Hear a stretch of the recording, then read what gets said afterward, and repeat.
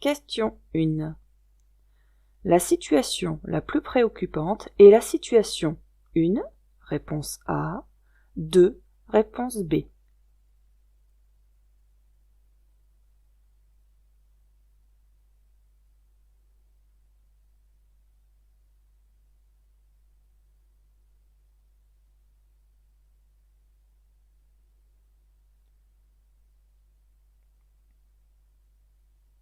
Alors, on va comparer là les deux diapos. Donc on peut voir que dans le rétroviseur, il se passe la même chose. Il y a un véhicule qui est au milieu des deux voies, donc qui s'écarte un petit peu. Il est certainement en train de changer de voie. Ensuite, devant, nous avons personne dans la voie là, mais nous avons des véhicules en stationnement. Et ils ont tous les deux un clignotant à gauche. Donc dans la première diapo, c'est la première voiture qui a le clignotant à gauche. Dans la deuxième photo, c'est la voiture noire, celle qui est derrière, qui a le clignotant à gauche.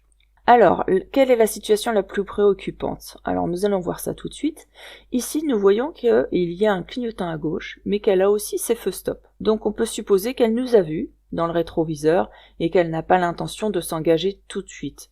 En plus de ça, elle est assez proche de la voiture grise, donc il faudra certainement qu'elle recule un petit peu avant de pouvoir entamer son insertion sur la route. Par contre ici, il y a le clignotant à gauche, il y a de l'espace pour dégager rapidement puisqu'il n'y a pas de véhicule vers l'avant. Donc elle peut très bien démarrer immédiatement. Donc c'est celle-ci qui est la situation la plus préoccupante, d'accord? Parce que elle peut évoluer très très vite. Donc là, c'était réponse A. Question 2. Je viens de mettre le moteur en marche et ce voyant reste allumé. Il peut indiquer qu'un des pneus a une pression insuffisante. Oui, réponse A. Non, réponse B. Qu'un des pneus est trop usé. Oui, réponse C. Non, réponse D.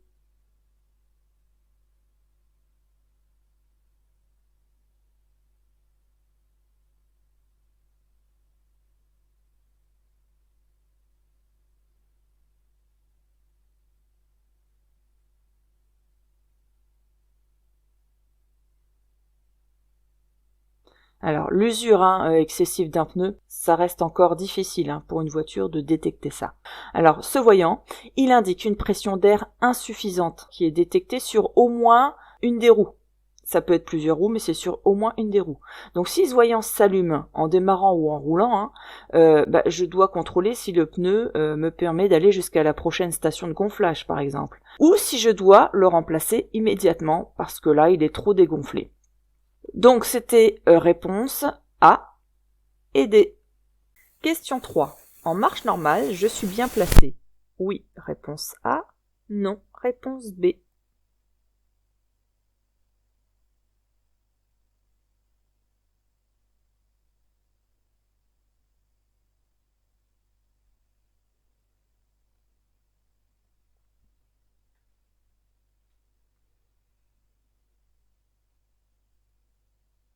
Alors, qu'est-ce qu'on peut observer ici? On voit qu'on est sur une route à sens unique. Il y a même une rambarde, des voitures en face, une bande blanche qu'on voit sur le côté ici. Donc, ça nous signale bien qu'on est en sens unique. On est sur une route à deux chaussées séparées par un terre-plein central. Et donc, une route à accès rapide. On voit qu'ici, ça monte. Et on constate que là, les pointillés sont pas habituels. Ils sont rapprochés et larges. Donc là, qu'est-ce que ça veut dire? Ça veut dire qu'on est sur une voie à véhicule lent. Et là, il y a une réglementation qui est particulière pour les voies à véhicule lent, c'est que elle est réservée aux véhicules qui ne peuvent pas dépasser les 60 km/h.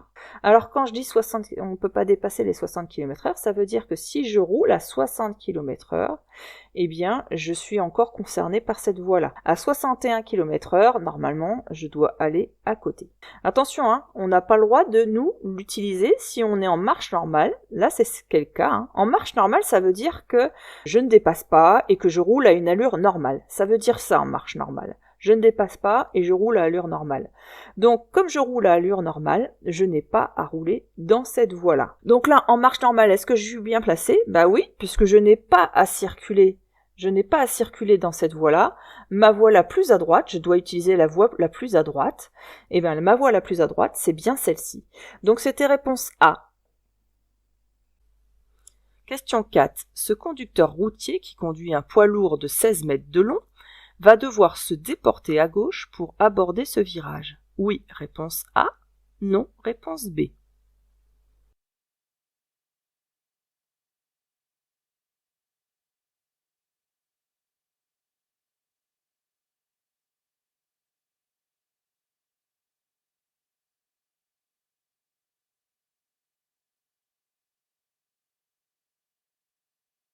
Alors ça, c'est un véhicule qui a un gabarit qui est énorme. Donc s'il reste bien dans cette voie-là, le devant va passer, mais le derrière, lui, il va couper la trajectoire et donc il va heurter, là, ici, le rocher. Donc pour que le derrière puisse passer, il va falloir qu'il avance un petit peu comme ça, qu'il empiète un petit peu dans la voie d'en face, pour ensuite pouvoir rejoindre sa voie. Parce que ça, on imagine que c'est les routes devant, mais la trajectoire des routes derrière, ça va être ici. Alors que il s'est écarté beaucoup. Donc s'il avait eu une trajectoire comme nous en voiture, ça serait bien passé, mais les trajectoires des routes derrière auraient tapé le rocher qui est à droite. Donc ça, vous avez aussi des situations quand on est en ville, dans des tournants tout bêtement, vous l'avez déjà vu, j'empiète un petit peu, mais ça va vous aider pour la conduite plus tard ou pour d'autres questions dans la même situation. Un poids lourd qui veut tourner ici, donc on imagine la voie là. Un poids lourd qui va tourner à droite, il va devoir empiéter sur votre voie pour ensuite tourner. Et souvent, il fera même ça, il va s'écarter un peu pour pouvoir faire ça, pour limiter un peu le fait d'empiéter. C'est pour ça d'ailleurs que les feux maintenant, souvent ils sont pas mis pile au niveau de l'intersection, mais vous avez remarqué, ils sont mis un petit peu en retrait. Vous avez la ligne d'effet qui est ici du feu, et vous devez vous arrêter ici pour pouvoir laisser un bus, un poids lourd, la possibilité de tourner. Et ça va être le même problème sur la gauche, c'est-à-dire que quand il va tourner à gauche, le devant va tourner correctement, mais n'oubliez pas que le derrière, lui, il va faire plus court, donc il va aussi empiéter sur votre voie. Donc ça, quand vous arrivez dans l'autre sens, il faut aussi l'anticiper. Vous savez qu'un poids lourd va mettre une trajectoire beaucoup plus importante. Donc là, c'était réponse A. Pour avertir de mon approche, je klaxonne. Oui, réponse A. Non, réponse B. Je fais des appels de phare. Oui, réponse C. Non, réponse D.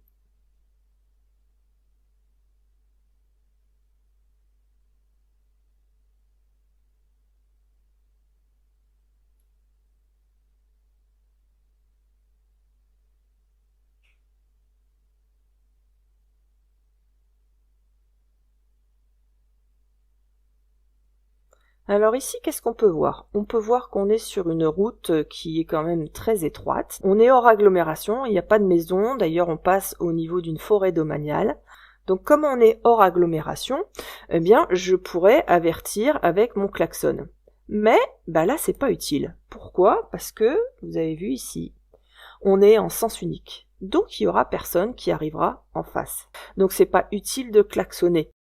Faire des appels de phare, c'est pas utile non plus. Pourquoi? Parce que il y aura personne qui arrivera en face parce qu'on est en sens unique, et en plus de ça, de jour, c'est pas visible. Par contre, je vais quand même ralentir pour s'il y a des piétons de l'autre côté ou un obstacle. Mais je ne klaxonne pas et je ne fais pas d'appel de phare puisque je suis en sens unique. Donc là, c'était réponse B et D.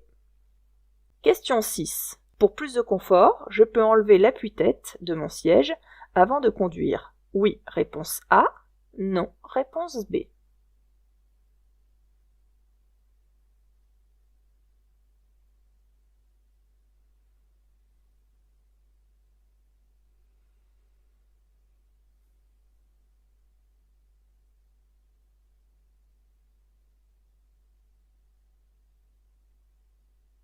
Alors à quoi ça sert l'appui-tête? Ça sert principalement à éviter le coup du lapin. Vous savez, la tête qui part en arrière, parce que là vous pouvez terminer paralysé si vous n'avez pas votre appui-tête.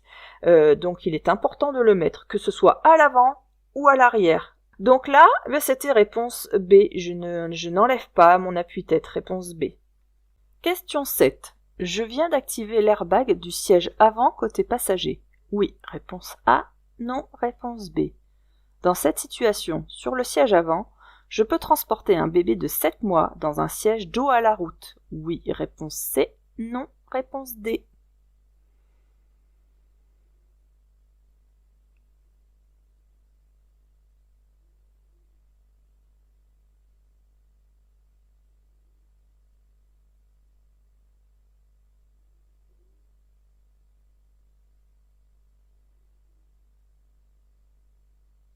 Si on regarde le sens de la flèche, on voit bien que on est sur la désactivation. C'est éteint, off, éteint. Si on avait avec la clé, on insère la clé de votre voiture ici, et puis on tourne vers on, vous voyez bien, il est interdit dans ce cas-là, si c'est allumé, de mettre un siège enfant dos à la route. Je viens d'activer l'airbag du siège avant côté passager.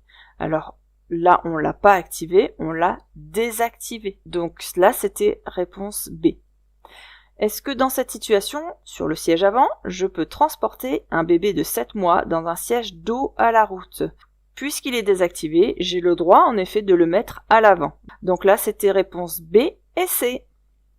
Question 8. Avant d'entrer dans ce passage étroit, je klaxonne. Oui, réponse A. Non, réponse B. Je ralentis. Oui, réponse C. Non, réponse D.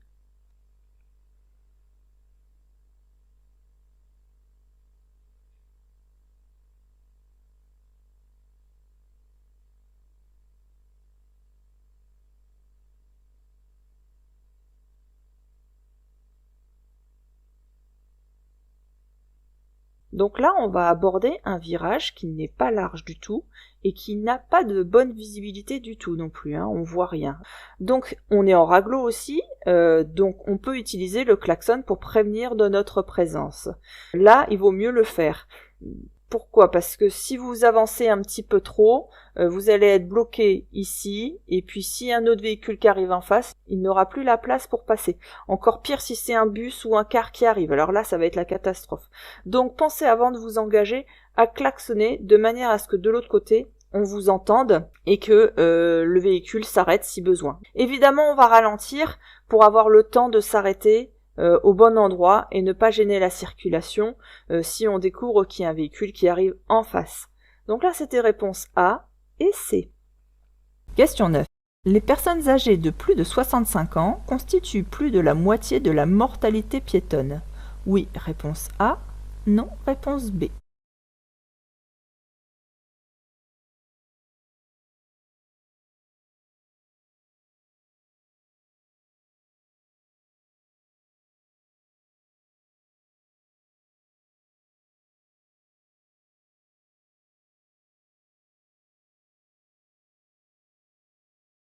Eh oui, c'est vrai. Alors il y a deux catégories de piétons qui sont très vulnérables. Il y a les jeunes enfants, qui sont nombreux à être blessés, mais il y a surtout les personnes âgées de plus de 65 ans, qui elles représentent un peu plus de 50% de la mortalité piétonne. Et puis vous avez un chiffre à retenir aussi, ça c'est en dehors de cette question-là, mais je vous la donne comme ça, n'oubliez pas de la noter. Vous avez à peu près 20% des personnes tuées sur les routes françaises qui sont des piétons. Donc les piétons représentent 20% des personnes tuées. Donc ça c'était le petit aparté. Donc là la réponse c'était oui, puisque ça représente un peu plus de 50%. Donc réponse A. Question 10. Je cède le passage à droite. Oui, réponse A. Non, réponse B.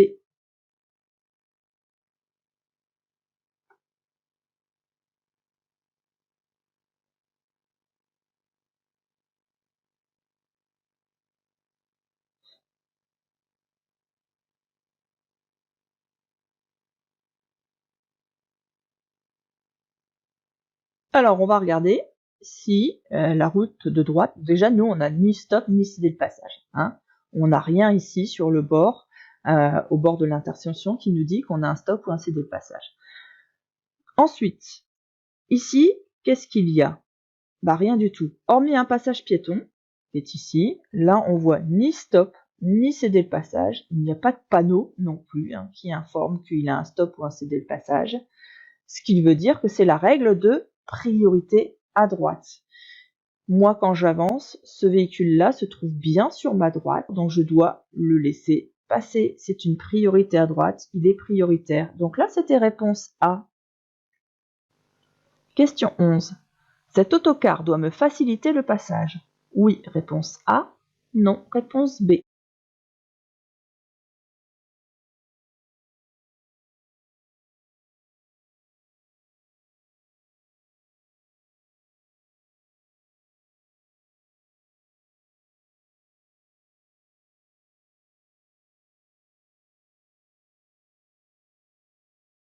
Alors, qu'est-ce qu'on peut voir? On peut voir ici que la route, elle n'est pas large du tout. Il y a un bus, un car, qui passe là, ici, et on voit que le croisement, il va être difficile à cause du virage.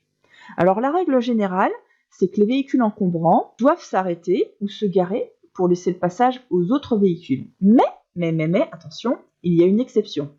C'est pour les transports en commun, justement, qui sont en agglomération. Donc ça, c'est bien un transport en commun, on voit bien les sièges pour les passagers. On est bien en agglomération avec les différentes maisons qu'on voit autour. Donc là, on fait partie de l'exception. Donc les transports en commun qui sont en agglomération, eh bien ce sont les autres usagers de la route qui doivent leur faciliter le passage. C'est-à-dire que moi, je dois lui faciliter le passage. Donc dans cette situation, qu'est-ce que je fais? Je me serre à droite et je patiente pour lui faciliter le passage de manière à ce qu'il puisse terminer son virage parce qu'il aura une trajectoire où il va prendre un petit peu ma voie. Et là, je dois le laisser terminer. Donc c'était réponse B. Question numéro 12. Étant impliqué dans un accident matériel, je continue ma route sans m'arrêter. Je commets un délit de fuite. Oui, réponse A. Non, réponse B.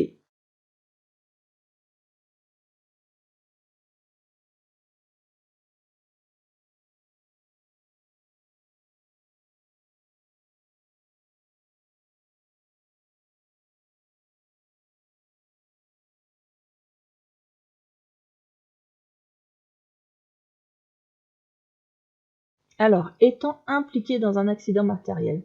Impliqué, ça veut dire que j'ai un rapport direct avec l'accident.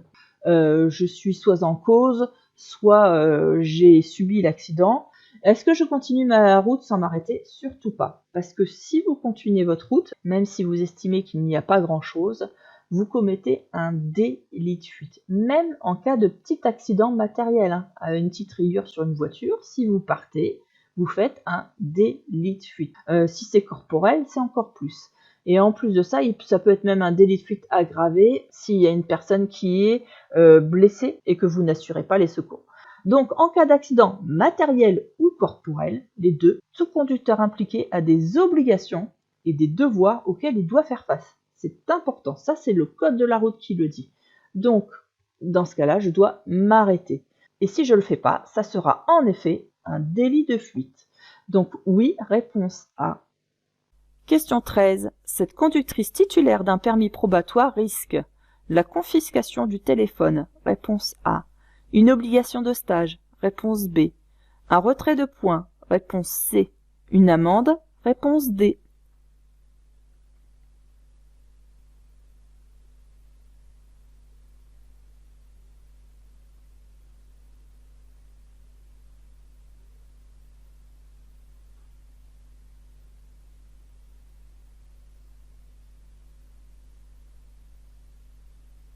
On ne risque pas la confiscation du téléphone, mais on risque un retrait de points avec une amende.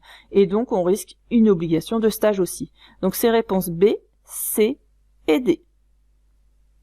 Question 14.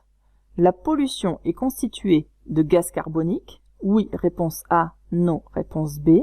De particules métalliques. Oui, réponse C. Non, réponse D.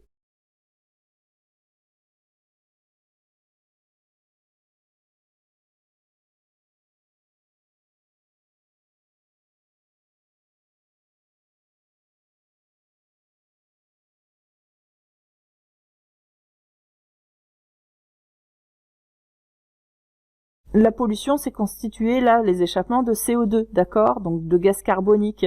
Et dedans, il y a aussi des particules métalliques dans les émissions de gaz.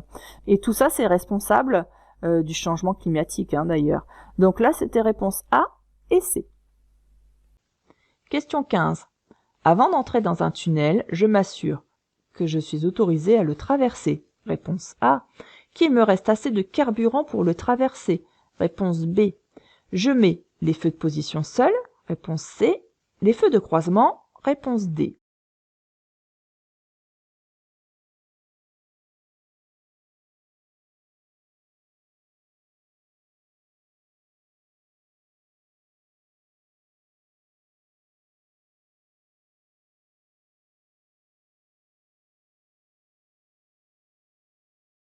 Alors, les deux premières propositions sont vraies.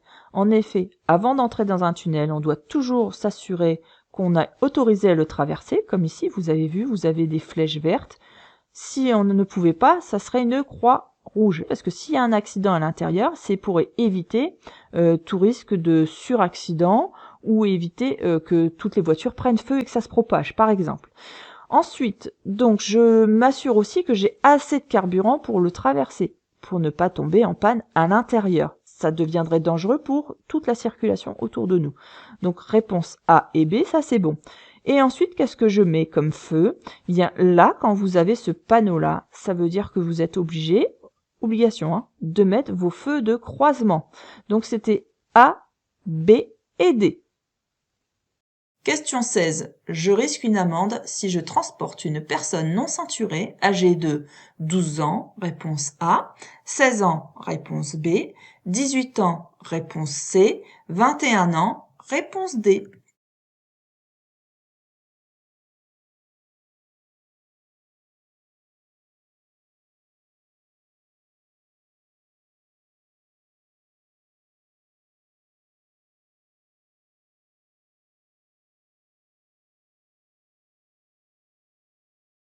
Donc c'est pareil, je vous conseille de le noter parce que c'est une question qui a tendance à revenir souvent.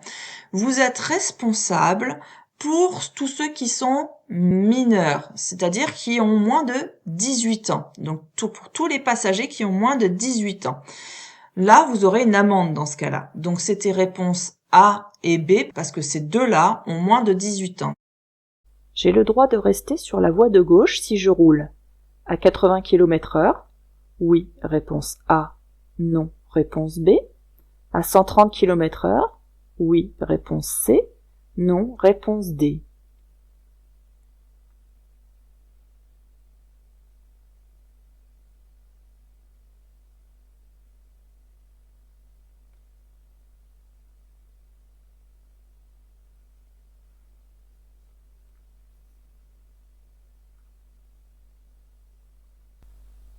Il y a une réglementation qui nous impose à rouler au minimum sur la voie de gauche uniquement à 80 km/h. D'accord? On n'a pas le droit de rouler en dessous. Ok? La question est, j'ai le droit de rester sur la voie de gauche si je roule à 80 km/h. Par contre, je ne reste pas sur la voie de gauche pour le plaisir de rester sur la voie de gauche. C'est uniquement en cas de dépassement. Donc non, je n'ai pas le droit de rester sur la voie de gauche si je roule à 80 km/h, il faut que ce soit justifié. Donc là, la réponse est non à 80 km/h. Et est-ce que j'ai le droit de rester sur la voie de gauche si je roule à 130 km/h? Non plus, je ne reste pas sur la voie de gauche, sauf si c'est pour un dépassement. Donc c'était non aux deux, réponse B et D. Question 18. J'allume les feux de détresse dans la situation numéro 1. Oui, réponse A. Non, réponse B. Dans la situation numéro 2. Oui, réponse C. Non, réponse D.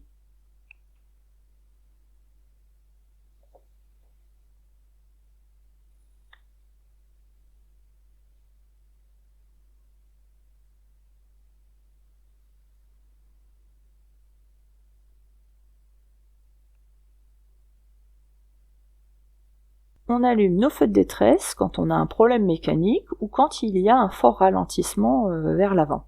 Ici, c'est le cas. Vous avez vu, il y a la chaussée qui est complètement encombrée avec des forts ralentissements. On voit les véhicules qui freinent un petit peu partout. Donc là, il faut allumer les feux de détresse. À une condition, c'est dans ce cas-là que je sois le dernier de la file. Alors j'observe dans les rétroviseurs. Et là, on constate que dans la situation numéro 1, je ne suis pas le dernier de la file. Donc les gens ont déjà la même allure que moi. Ils sont déjà au courant qu'il y a un ralentissement. Donc les feux de détresse ne sont plus nécessaires. Ici, oui, je suis le dernier de la file, donc je cache la visibilité vers l'avant, ils peuvent être surpris par le changement d'allure brutal. Donc je dois mettre mes feux de détresse dans la situation numéro 2. Donc dans la situation numéro 1, non, réponse B. Dans la situation numéro 2, oui, réponse C. Question 19. Une conduite souple réduit la consommation de carburant. Réponse A. La tension du conducteur. Réponse B. Les nuisances sonores. Réponse C.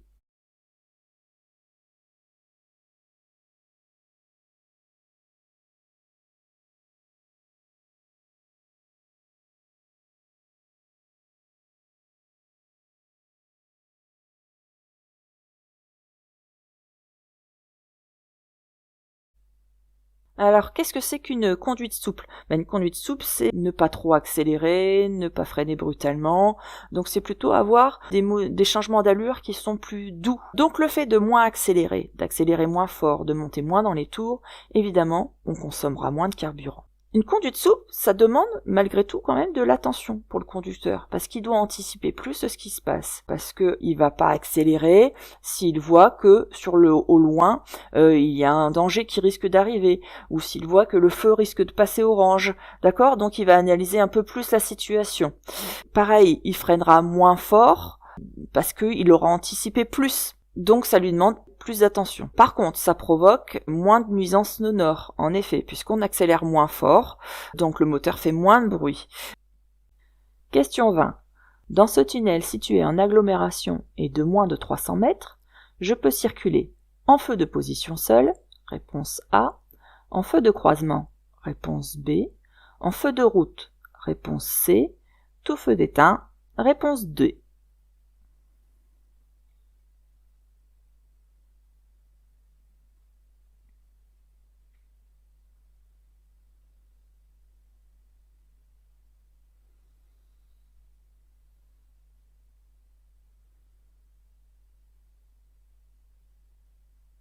Alors, il y a les tunnels de moins de 300 mètres et les tunnels de plus de 300 mètres. Plus de 300 mètres avec ce panneau-là, qui veut dire que vous devez absolument circuler aussi en feu de croisement, qui n'est pas le cas.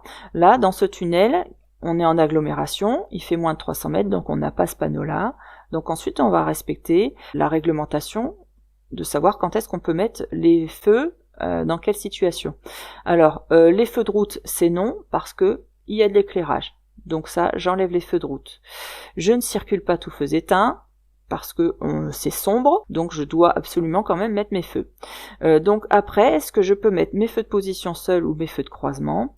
Eh bien, en agglomération éclairée, j'ai le droit de mettre mes feux de position seuls, à condition que ce soit suffisamment éclairé, et ensuite je peux aussi mettre mes feux de croisement. Donc là, c'était réponse A et B.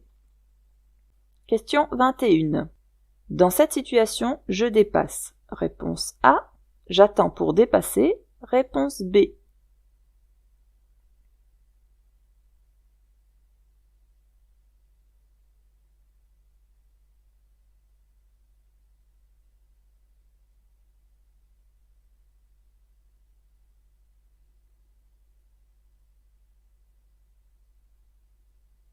Alors, le véhicule devant moi, c'est un camion poubelle. Vous avez vu, ils sont en train de décharger les ordures dans le camion. Ils sont tous les deux préoccupés par ce qu'ils font, mais ils restent sur la moitié de leur voie. Ensuite, j'ai une signalisation qui m'annonce que je vais avoir un passage à niveau. Et si je regarde un peu plus loin, on voit les barrières, mais on voit aussi que le feu clignote. Donc, il va y avoir un train qui va passer et les barrières vont se baisser. Ce qui fait que si moi j'ai l'intention de dépasser, parce que derrière on me dépasse pas, je peux donc m'écarter un peu, si j'ai l'intention de me dépasser, est-ce que j'aurai la place suffisante pour me rabattre vers l'avant? Ça c'est pas sûr. Donc dans ce cas-là, dans cette situation, j'attends pour dépasser. Réponse B. Question 22. La ceinture de sécurité est un dispositif de sécurité passive. Réponse A. Active. Réponse B.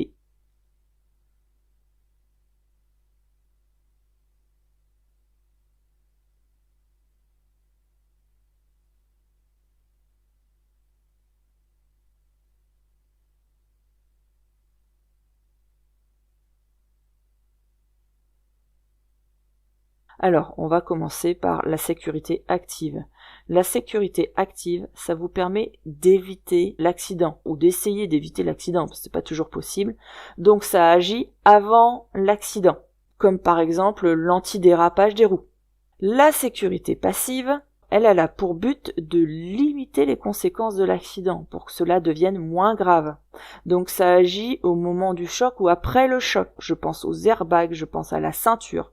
La ceinture, c'est même le premier élément qui limite. La ceinture, elle agit après le choc, parce qu'une fois que vous avez percuté quelque chose, vous allez être projeté, et donc elle va vous maintenir à l'intérieur de l'habitacle.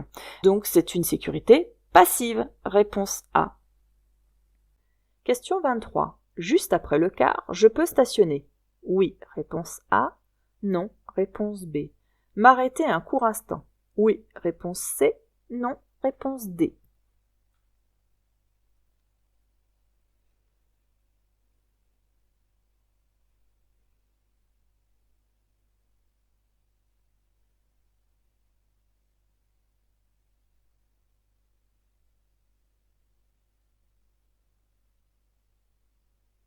Il existe des stationnements à place partagée et il existe des stationnements à place réservée. Alors, quelle est la différence? On va d'abord voir les stationnements à place partagée.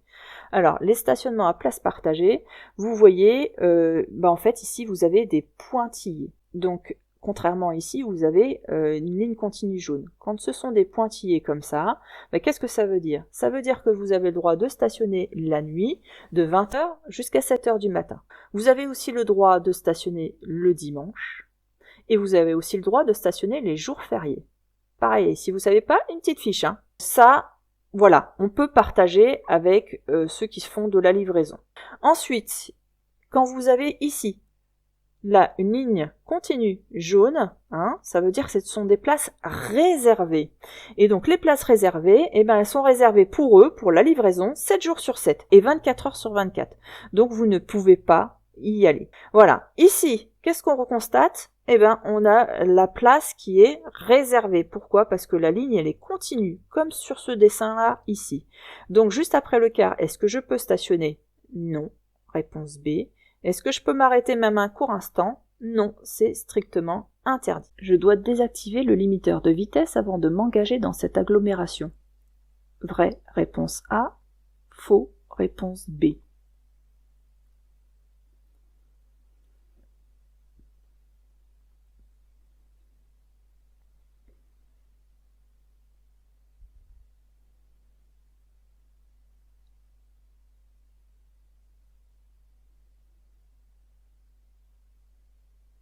Un limiteur de vitesse permet au conducteur de régler la vitesse limite qu'il ne veut pas dépasser. Donc s'il tente d'aller au-delà de la vitesse programmée, la pédale d'accélérateur devient inactive. Mais un fort appui sur la pédale d'accélérateur permet de dépasser momentanément cette vitesse en cas de besoin. Contrairement au régulateur, le limiteur, lui, peut être utilisé partout, dans toutes les situations, sur n'importe quel type de réseau, qu'il y ait du trafic ou pas de trafic, que ce soit en agglomération ou sur autoroute, parce que c'est comme si vous conduisiez la voiture normalement, comme d'habitude, mais elle n'est mécaniquement pas capable de dépasser la vitesse que vous lui avez fixée. Donc vous pouvez moduler votre allure en fonction de chaque situation devant. Vous êtes toujours très réactif sur le frein et l'accélérateur, comme si vous n'aviez pas mis de limiteur. Donc là, c'est réponse B. On n'a aucune obligation de désactiver le limiteur puisque ça s'adapte partout. Réponse B. Question 25. Le risque d'endormissement en conduisant est plus élevé entre 13h et 15h. Réponse A. Entre 18h et 20h. Réponse B.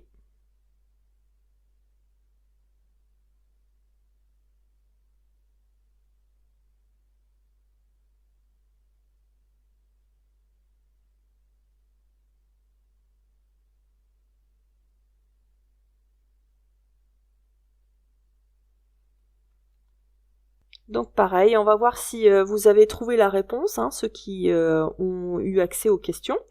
Donc le risque d'endormissement en conduisant, il augmente sensiblement en début d'après-midi, c'est-à-dire entre 13h et 15h. Et là où c'est le plus fort, mais vraiment le risque le plus important, c'est entre 3h du matin et 5h. Donc c'est pareil, ça si vous le savez pas, entre 13h et 15h et 3h et 5h, vous le notez sur une petite fiche comme je vous le conseille là dans les explications, dans les petites vidéos que je vous ai fait en formation. Et puis vous le révisez régulièrement de manière à ne plus faire d'erreur là-dessus. Alors, c'était réponse A, entre 13h et 15h. Question 26. Mon permis est invalidé suite au retrait de tous les points. Je dois restituer celui-ci à la préfecture dans un délai maximal de 5 jours, réponse A, 10 jours, réponse B, 15 jours, réponse C.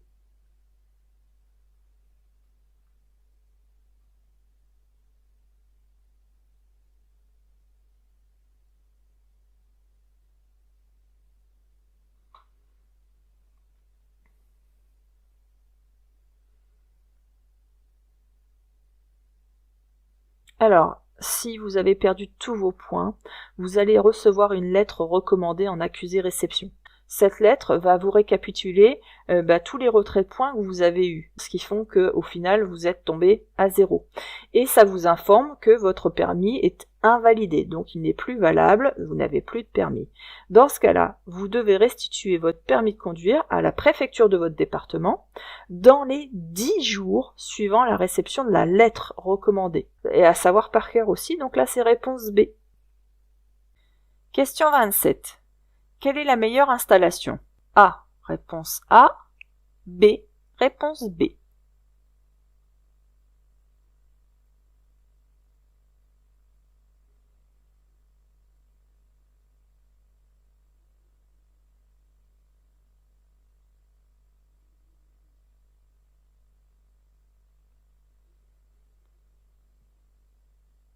Alors, si on regarde bien les bras, là vous voyez les bras sont carrément tendus. Alors qu'ici, ils sont semi-fléchis. Ils doivent pas être comme ça non plus, surtout pas, mais là ils sont semi-fléchis. Ça c'est la meilleure position pour pouvoir conduire. Ne jamais avoir les bras tendus parce qu'au moment où vous allez tourner, vous risquez d'échapper votre volant et en plus de ça, vous allez fatiguer plus vite et vous aurez moins de précision dans vos gestes. Donc pour pas mal de raisons, ne pas avoir les bras tendus. Donc là c'était réponse B. Question 28. Circulant sur une route mouillée, mon temps de réaction reste inchangé, réponse A, et multiplié par 2, réponse B, et multiplié par 4, réponse C.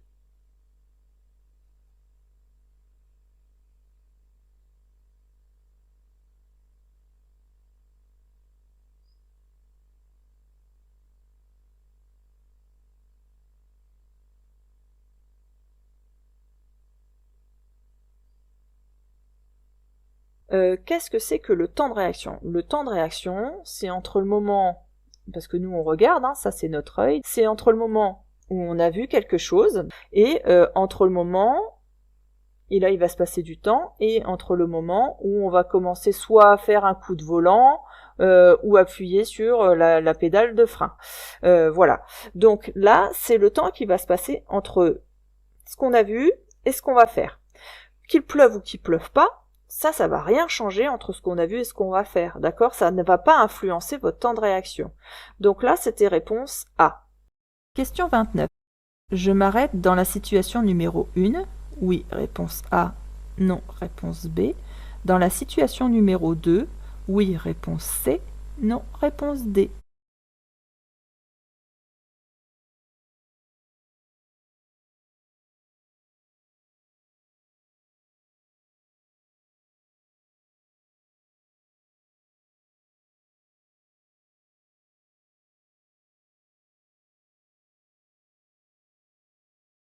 Alors, quelle est la différence entre ces deux photos, ces deux situations? On voit une voiture avec une remorque, ici aussi. On voit un passage piéton, là il n'y en a pas. Et on voit un piéton qui traverse. Dans les deux cas, le piéton est en train de marcher et il ne regarde pas, il ne nous regarde pas. Donc il ne nous voit peut-être pas arriver, il est peut-être concentré sur autre chose, on ne sait pas. D'accord? Ici, il est sur un passage piéton, il est donc prioritaire.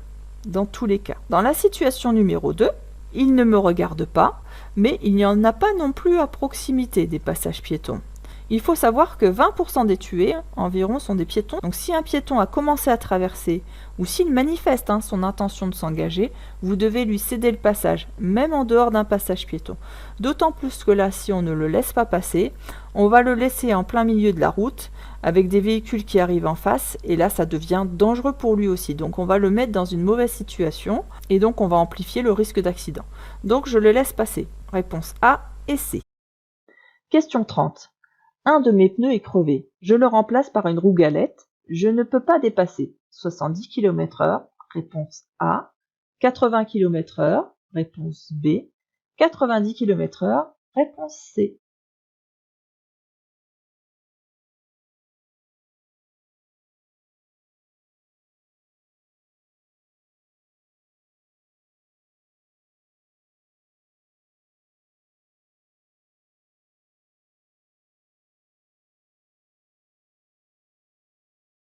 C'est à savoir par cœur. C'était réponse B, c'est 80 km/h. Question 31. Je doute des intentions du cycliste. Je klaxonne. Oui, réponse A. Non, réponse B. Je ralentis. Oui, réponse C. Non, réponse D.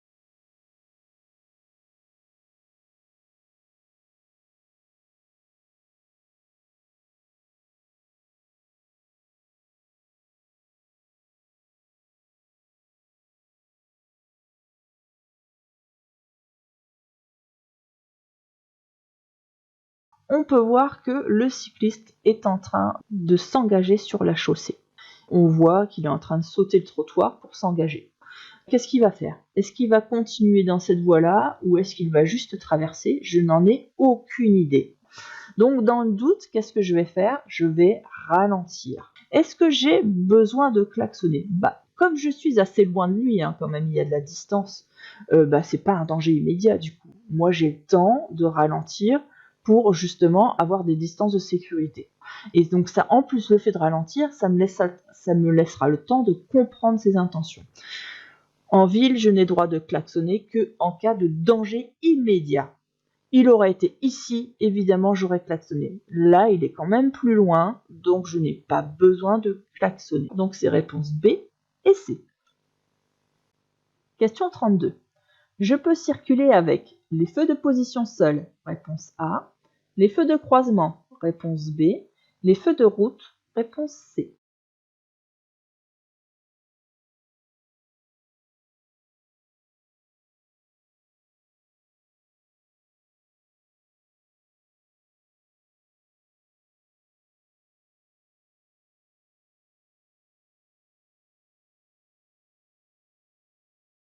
Alors, normalement, quand on est en agglomération avec des éclairages, vous voyez les lampadaires qui sont allumés là, d'accord?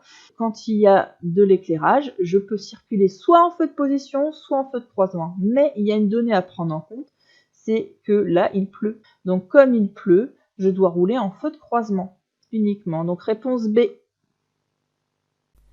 Question 33. Pour parcourir les derniers kilomètres malgré la fatigue, je ferais mieux d'ouvrir la fenêtre. Réponse A. De rouler plus rapidement. Réponse B. De faire une pause. Réponse C. De monter le son de la radio. Réponse D.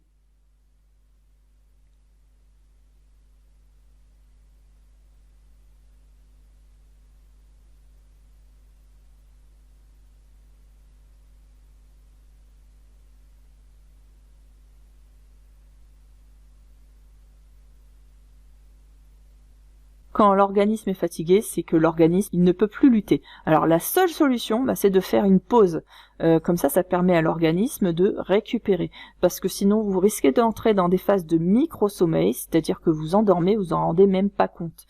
D'ailleurs, c'est conseillé de faire une pause au moins toutes les 2 heures pendant 15 minutes. Ça, c'est pareil, vous devez le savoir absolument. Donc c'était réponse C. Question 34. Un accident vient de se produire. J'appelle les secours.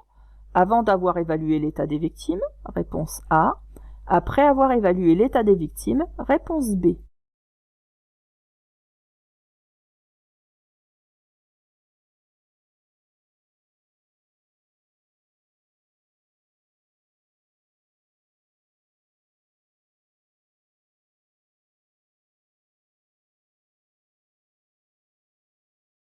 Il faut toujours analyser ce qui s'est passé sur l'accident avant d'appeler les secours pour pouvoir justement informer du nombre de victimes, de l'âge des victimes, parce que si il y a un bébé à bord, l'équipement ne sera pas le même.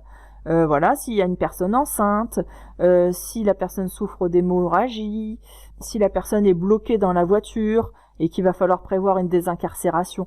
Toutes ces choses-là, il faut le prévoir avant d'appeler. Donc c'était réponse B. Question 35. Détacher sa ceinture de sécurité avant l'arrêt complet du véhicule présente un risque. Oui, réponse A. Non, réponse B.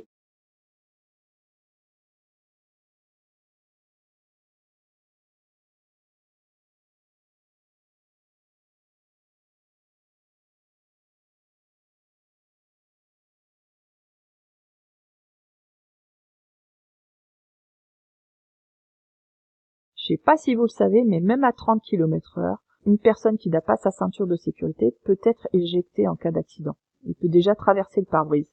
Donc c'est déjà violent à 30 km/h. C'est pour ça qu'il faut attendre l'arrêt complet du véhicule pour pouvoir enlever sa ceinture de sécurité. Donc en effet, ça présente un risque. Donc c'est bien réponse A. Question 36. Étant en période probatoire, mon permis est invalidé suite à la perte de tous mes points. J'ai interdiction de conduire pendant une durée minimale de 3 mois, réponse A, 6 mois, réponse B, 12 mois, réponse C.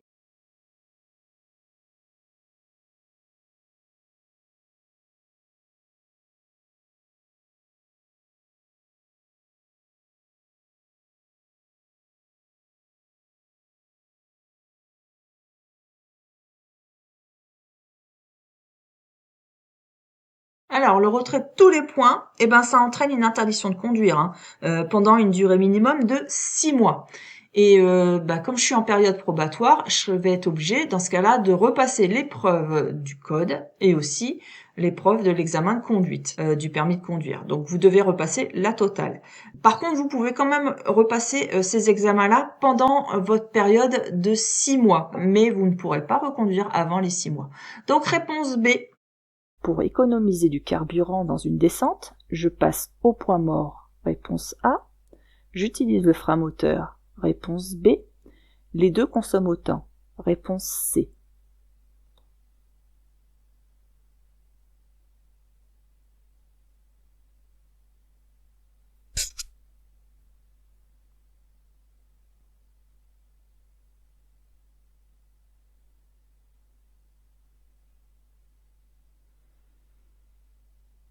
Alors, pour économiser du carburant en descente, je ne dois surtout pas me mettre en point mort. C'est extrêmement dangereux d'ailleurs, parce qu'il n'y a plus de frein moteur, la voiture va prendre de la vitesse et vous n'aurez plus que votre frein pour agir. De plus, le moteur, lui, tourne toujours si vous êtes au point mort, donc il consomme. Maintenant, sur les nouvelles voitures, il y a un nouveau système qui s'appelle la coupure d'alimentation en poussée, qui fait que dès que vous lâchez l'accélérateur, il n'y a plus d'injection, donc il n'y a plus d'alimentation de carburant. Donc vous dépensez 0 litre, vous ne dépensez plus rien du tout. C'est extrêmement économique. Question 38. Je prends le volant. En cas de forte chaleur pour refroidir l'habitacle de mon véhicule, je ferme les vitres et j'allume la climatisation. Réponse A. J'ouvre les vitres et je circule avec les vitres ouvertes pendant quelques minutes. Réponse B.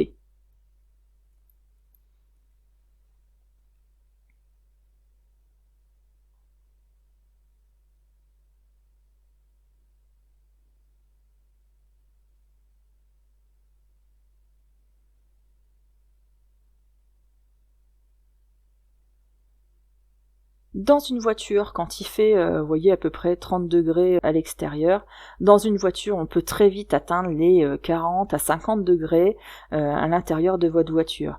Ce qui fait que si vous laissez les vitres fermées et que vous allumez la climatisation, elle aura un énorme travail à fournir pour refroidir votre voiture.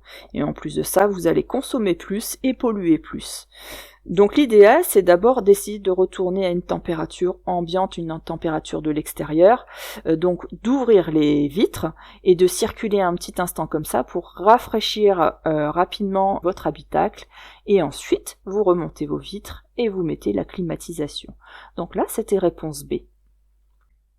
Question 39. La durée moyenne du temps de réaction est d'environ 1 seconde, réponse A, 2 secondes, réponse B, 5 secondes, réponse C, 10 secondes, réponse D.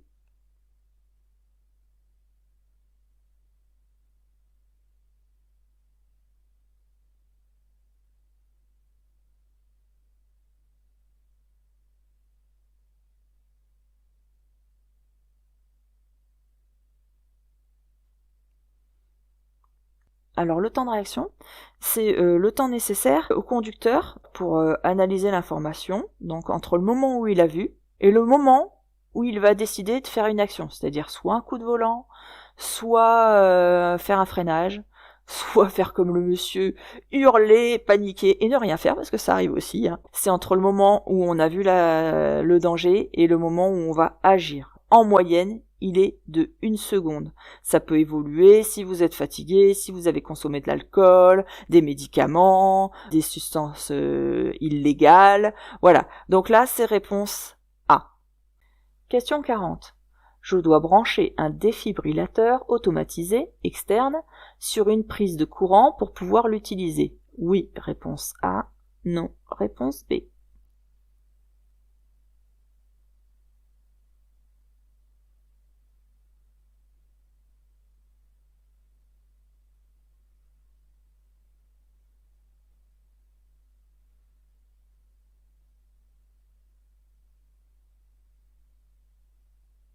Alors, on appelle ça aussi un DAE, un défibrillateur, D, A automatisé et E externe. Alors c'est un appareil portable et ça fonctionne pas avec une prise de courant, mais au moyen d'une batterie. À quoi ça sert, Ça permet d'analyser l'activité du cœur d'une personne, savoir si elle est en arrêt cardiaque. Et puis cette analyse, elle est entièrement automatique, c'est pas vous qui la faites, ce qui évite, si vous êtes utilisateur de cet appareil-là, toute prise de décision. Seuls des chocs externes sont possibles, c'est-à-dire que vous placez les électrodes sur la peau du patient. Tout vous est précisé sur l'endroit, vous voyez, il y aura une nette explication là où vous devez les placer, et puis ensuite l'appareil est complètement autonome. Voilà, donc là ça nécessite pas d'être branché sur une prise de courant, donc réponse B.